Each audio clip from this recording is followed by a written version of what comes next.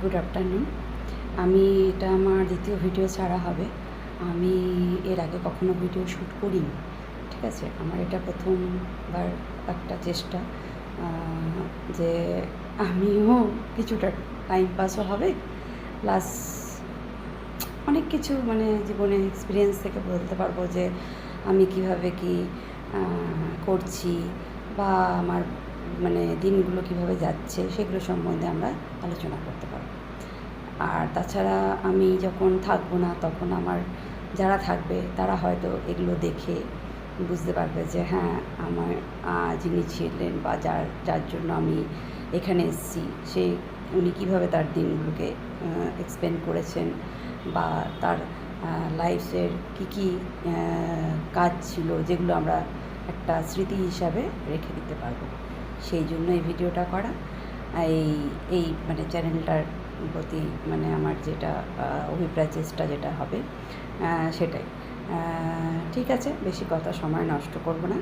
আজকে একটা আমি দুপুরবেলায় রান্নার রেসিপি করছি, সেটা দিয়ে আমি আমার দ্বিতীয় ভিডিওটা শ্যুট করতে চলেছি। তো আপনাদের কাছে একান্ত অনুরোধ রইল, যদি আমার চ্যানেলটিকে ভালো লাগে, মনে হয় যে হ্যাঁ সাবস্ক্রাইব করব বা দেখতে চাইবো, তাহলে নিশ্চয়ই সাবস্ক্রাইব করবেন, দেখবেন। এটাই আমার অনুরোধ, ঠিক আছে। তাহলে চলুন আমরা রান্নাটা শুরু করি, ঠিক আছে। এটা আমার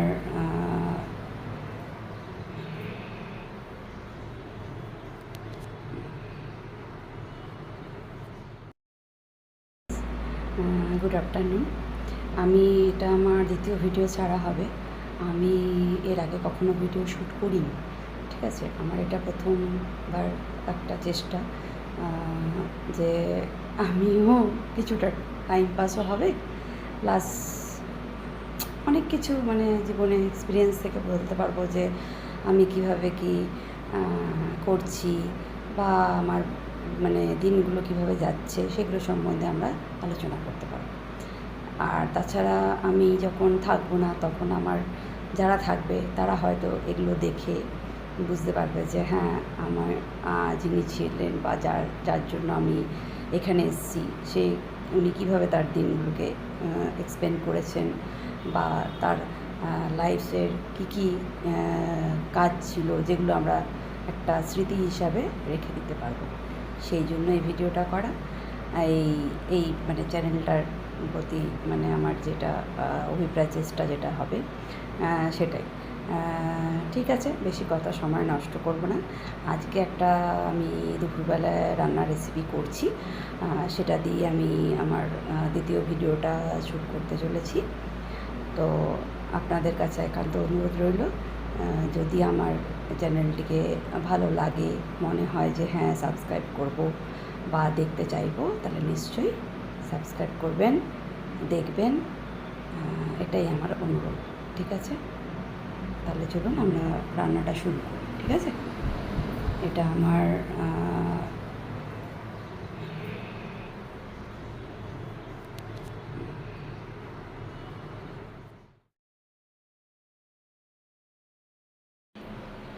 দেখতে পাচ্ছেন, এখানে আমি একটা কড়াইতে তেল দিয়েছি, আর মাছের ডিমের একটা রেসিপি আমি করব।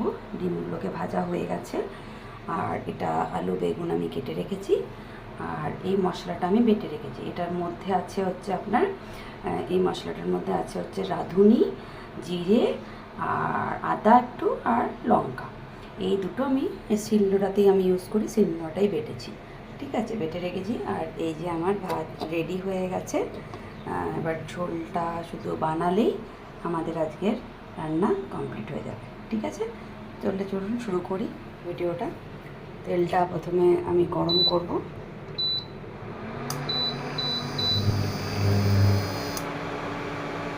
তেলটা গরম হতে চলেছে।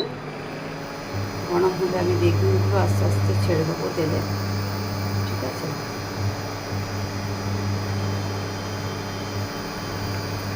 দেখুন, এখনও তেলটা গরম হয়নি, অথচ আমি বেগুনগুলো দিয়ে দিলাম।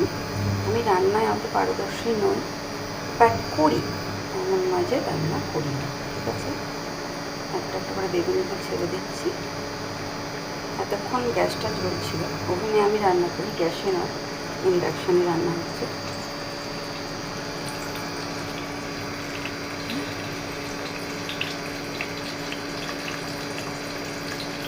একটু হলুদ এর মধ্যে দেবো আমি।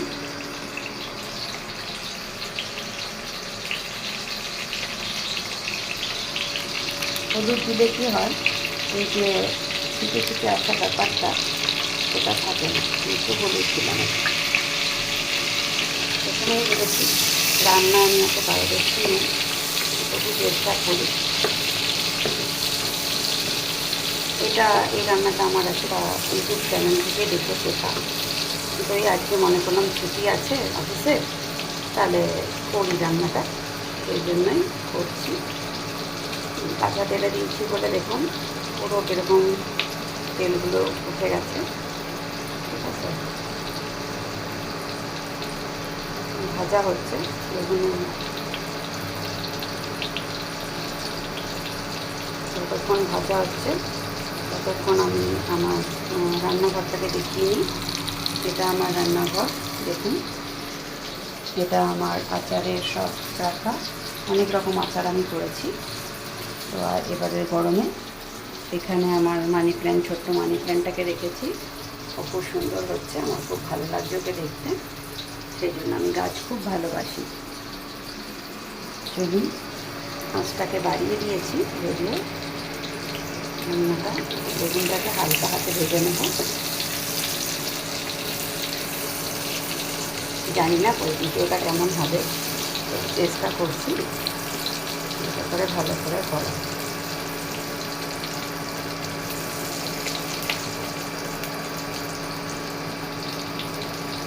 খুব গরম, দাঁড়িয়ে থাকতে ইচ্ছা হচ্ছে না রান্নাঘরে।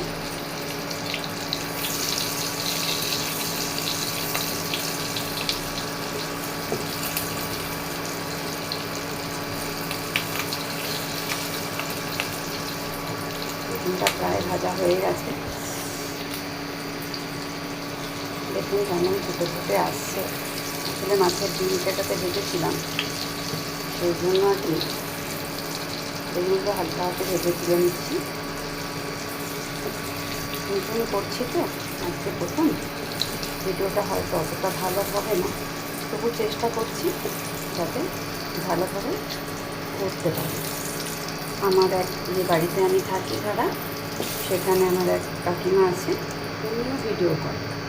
তো আমার দেখে খুব ভালো লাগলো ভিডিওটা, যে কাকিমা এখনও এই ভিডিও করছে, তাহলে আমিও তো খালি টাইমে বসে থাকি, আমিও একটু এই জিনিসগুলো করি, তাতে কী হবে আমারও টাইমটাও বেরিয়ে যাবে, আর একটা সব জিনিসটা একটা মেমোরি হয়ে থাকবে, যে মেমোরিগুলো ইন ফিউচারে সবাই দেখতে পাবে, বা আমার পরিবারের লোকজনও দেখবে, সবাই দেখবে।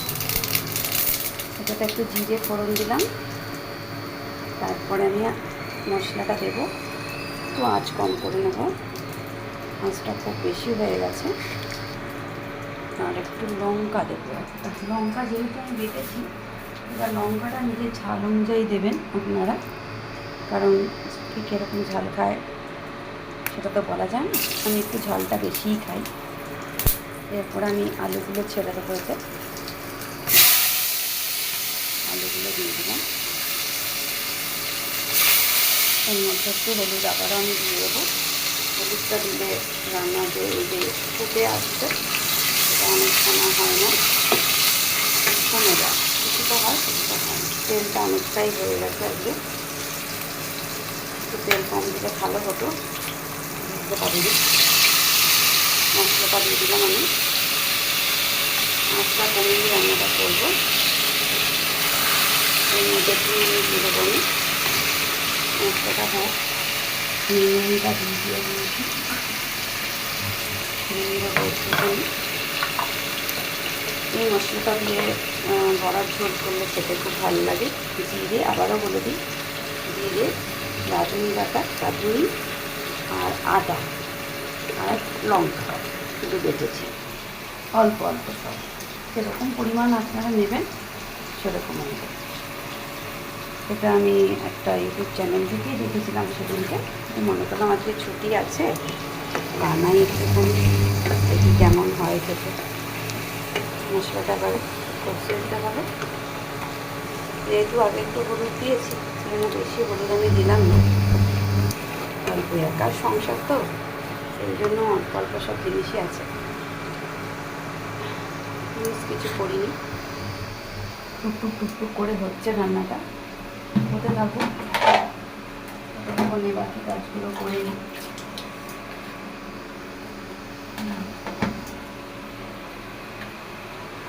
একটু জল নিয়ে নিলাম আমি, যাতে করে মশলাটা কষানোতে জলটা লাগে।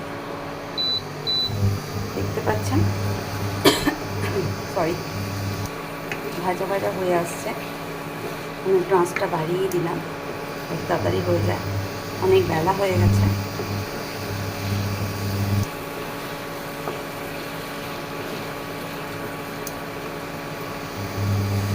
এবার আমি বড়াগুলো দিয়ে দিচ্ছি, কারণ এখন থেকে বড়াগুলো দিলে না সফট হয়ে যায়। আর বড়াগুলো আমি কী করেছিলাম, একটু হালকা নুন জলে ইয়ে করে নিয়েছিলাম, মানে ভাপিয়ে নিয়েছিলাম আর কি। নুন জলটা ফুটে গেল, সরি রান্নার ঝালটা খুব হয়েছে, সেই জন্য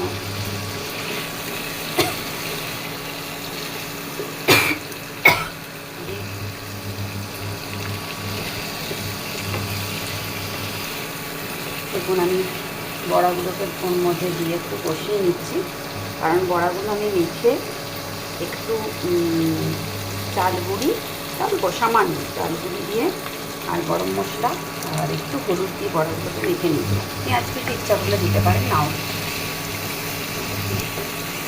এগুলো দিয়ে আমি ভালো করে এটাকে কষিয়ে নিচ্ছি, একটু জল ঢালছি যাতে করে আলুগুলো সফট হয়ে যায়। বেগুনগুলো দেবো না, কারণ বেগুনগুলো দিলে একদম গলে যাবে, একটু বাদে দিচ্ছি বেগুনগুলো, তখন তেলটা ছেড়ে যাবে। বেগুনগুলো দিয়ে দিলাম, ভাজা আসবো, ভালো লাগে খেতে।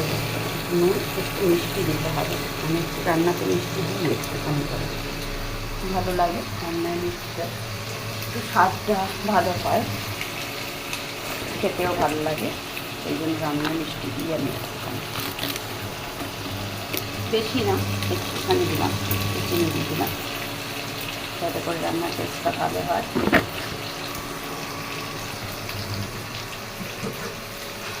দেখতে তো ভালোই লাগছে, খেতে কেমন হবে সেটা একটু সব থেকে বড় কথা, ভালোই ভাবে আশা করি।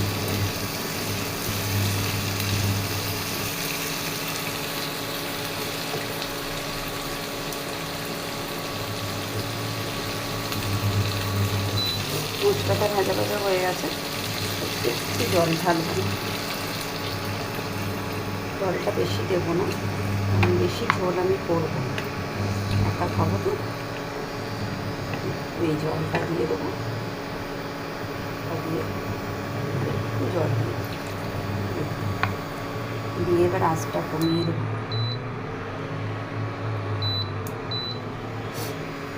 ঝোলটা ফুটে উঠলে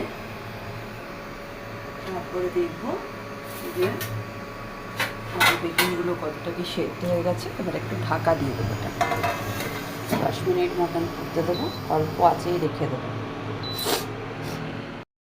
ফিরে এলাম, আমরা দেখে নিই ঝোলটা কীরকম কী পজিশানে আছে, অবস্থায় আছে আর কি। অতটা রান্নার প্রতি অতটা আমার মানে কী বলবো অভিজ্ঞতা খুব কম, তবুও একটু দেখে নিই, ঝোলটা ফুটছে আর কি, দেখছি আমি, দেখে নিচ্ছি। আলুগুলো সেদ্ধ হয়ে গেছে সুন্দর, ঠিক আছে। একটু ঝোল ঝুলি রাখবো ভাবছি,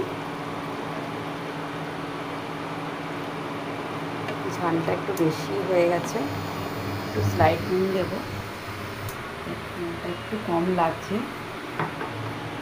একটু গরম মশলা গুঁড়ো দেবো, যদিও ওটাতে ছিল রান্নাতে যে ধনে পাতা দিতে, ধনে পাতাটা এখন নেই আমার কাছে, সেই জন্য আমি একটু এটাতে গরম মশলা দেব। আঁচটাকে আমি জোরে করে দিচ্ছি একটুখানি, স্লাইড গরম মশলা তুলে দিলাম।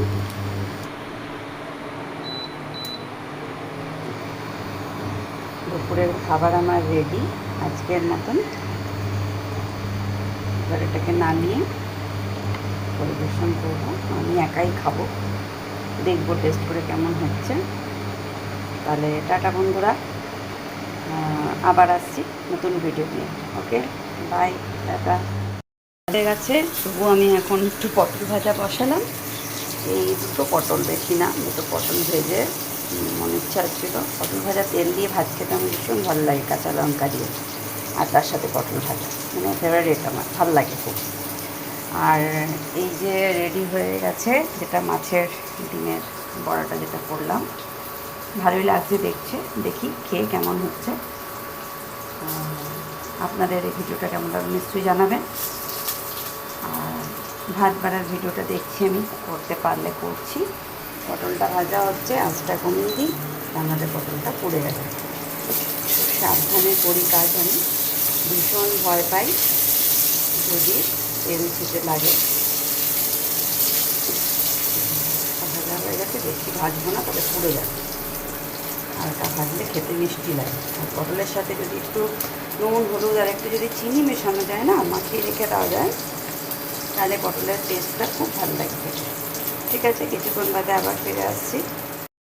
সুন্দর করে এবার ভাতটা বেড়ে নিয়েছি, আর এই যে আমার পটল ভাজা, আর একটু তরকারিটা নিয়ে নিচ্ছি, অল্প করেই নিচ্ছি। এই যে তরকারিটা এরকমই হয়েছে, একটু অল্প করে তরকারি নিয়ে নিলাম।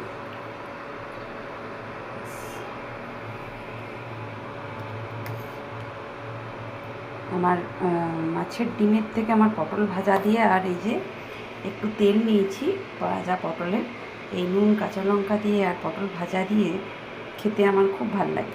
শুকনো শুকনো খাবার আমার খুব ভালো লাগে। প্রচণ্ড হাঙড়ি, আমি প্রচণ্ড খিদে পেয়েছে আজকে আমার, কারণ অনেক লেট হয়ে গেছে। সকাল থেকে সেরকম কিছু খাওয়া হয়নি। যে বাড়িতে থাকি সে যে দিদি কাকিমাটা আছে বা দিদি যাই হোক, উনি আজকে আমাকে ছাদে নিয়ে গেছিলেন, ছাদ পরিষ্কার হলো, ওনার সাথে সাথে একটু হেল্প করে দিলাম, ব্যাস এইটুকুনি বলবো। আর এই যে পটল ভাজা, যে কোনো ভাজাতে একটু মিষ্টি চিনি দিয়ে মাখলে এটা খুব ভালো খেতে হয়, টেস্ট লাগে আমার বেশ। এটা আমার মায়ের কাছ থেকেই শেখা। ঠিক আছে, রাখছি বন্ধুরা, তাহলে খাবারটা খেয়ে নিই, ফিরে আসছি।